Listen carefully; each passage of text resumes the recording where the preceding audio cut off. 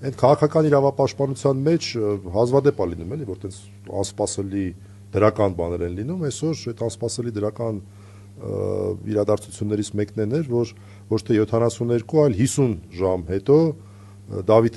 Ֆիդանյան ազատ արձակվեց, մի հատ հլա այդ բանը ասա էլի պատմի ոնց եղավ, ոնց չեղավ։ Ինչ էին ուզում։ Անկեղծ անսպասելի։ Վերջից գանք էլի։ Անսպասելի էր։ Որևէ բան չկար, ես էլ անկեղծ ակնկալիք չունեի, որ 72 ժամը չլրացած բաց են թողելու, բայց այնուամենայնիվ քննիչը որոշմամբ ազատ արձակեց։ Դել մի պայա։ Ողջունել եք, չէ։ Ինչ ենք արել։ Մի անգամ ենք ողջունում։ Ում ենք ողջունում։ Ում որ ողջունում ենք։ Ողջունում ենք։ Դավիթին ձերբակալել էին ուրեմն արդարադատությանը խոչընդոտելու մեղադրանքով, իսկ ասեմ, բայց դու ինձ ուղեցիր, ես տենց ասեցի։ Դա բան կա, միջամտը ոնց թե չէ։ Արդարադատությանը խոչընդոտելու մեղադրանքով բան կասկածով էին ուրեմն ձերբակալել, չնայած որ քրեական օրենսգիրքը ձերբակալման որոշման մեջ նշված հոդվածը վերաբերվում է արդարադատությանը միջամտելուն։ Այդ հետ էր էլի։ կարելի ասել տենց հոդված չկա էլ ընդհանրապես։ Հա, խոչընդոտելու հոդված չկա, կա միջամտելու։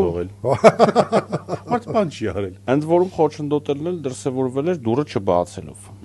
Մի անգամից հենց ասեցին, այն կարգին հաղորդումն եմ հիշել, որ ոստիկանները գնում են տուն, դուրը ծեծում են, ասում է տանը մարդ չկա, ասում է բավայտներս խոսում, ասում է քեզ ա թվում, ասում է բալուսխի հավար, ասում է հեսա կհաղացել։ Տարապես տես մի բան էր եղել, հա։ Դե չգիտեմ ինչ ա եղել ամեն դեպքում։ Դե Ֆիդանյանն էր բացը ի վերջո էլի դուրը։ Հակառակը օրինակ օգնել էր։ Ես իրականում հույս ունեմ, որ այս էպիզոդը գոնե այլևս քննարկման, այսինքն քրեական բարույթի շրջանակներում դրան չեն վերադառնա, որտեղ ուղղակի այս ամեն ինչն է աբսուրդ, բայց սա աբսուրդների աբսուրդն է, ինչի, որովհետև այն նույն ժամանակ երբ որ Ֆիդանյանը դուրը չէր բացում, հիմա էլ դուրը չէին բացում։ Ես էլ դուրը ծեցում։ Եվ 486-րդ հոդվածի առաջի մասով նկարագրված հանցակազմը վերաբերվում է նաև փաստաբանի միջամտել։ Ես դες չի էլի որ մի խոսքով այս էպիզոդը կապված էր դուրը չբացելու։ Ֆիդանյանի ու ձեր առաջ դուրը չբացել իրար հետ բաշնաբաշ են։ Հա, բայց մենք չենք կարող է ձերբակալենք։ Օրինակ քննիչների ինվան կարելի էր ձերբակալել։ Այդ ցավը տանը քեզ ուզում քննիչ ձերբակալես է։ Այդ մարդի 50 ժամ հետո ազատ արձակեցին Ֆիդանյանին։ Հետո ազատ արձակեին։ Լավ, դες կլինի։ Համոզեցի։ Դες կլինի։ Հաղորդում տվեք, թող չնախաձեռնվի։ Հա, այդ հարցի դեպ քննարկելու ենք։ Մի հատ կարևոր դետալի մասին խոսենք, այս ձերբակալությունը Ֆիդանյանի նաև ուղիղ կապված էր տղեկին կալանքի տանելու գործընթացի հետ, որովհետև ուղիղ փաստարկ էր բերվել, մեր գործով բերվել էր, ձեր մոտով բերվել էր, հա, որ նայ, այստեղ հարցը որն է, մարդուն կալանավորելու համար պետքա նաև ինչ-որ հիմքեր, քանի որ այդ հիմքերից մեկը, որ ամենահաճախն է դրվում, դա խոչընդոտելու ռիսկն է, իսկ Նարեկի ու Վազգենի դեպքում կար արդեն փորձ, որ այս մարդիկ ուրիշ խափանման միջոց, այլընտրանքային խափանման միջոց 5 փորձ կար ընդհանրապես։ Հա, մի խոսքով, այս մարդիկ խոչընդոտելու որևէ, այսինքն նախաքննությանը խոչընդոտելու հետևաբար ինչ էս կալանավորում էս մարդուն, դրա համար ուզում էին եւ այդ փաստարկը բերեցին, ասեցին 1-1 հազա էլի Ռուբջան։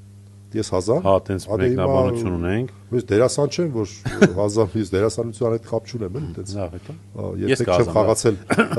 Հետո Եվ ոչ մի ֆիլմում չեմ խաղացել։ Մի խոսքով,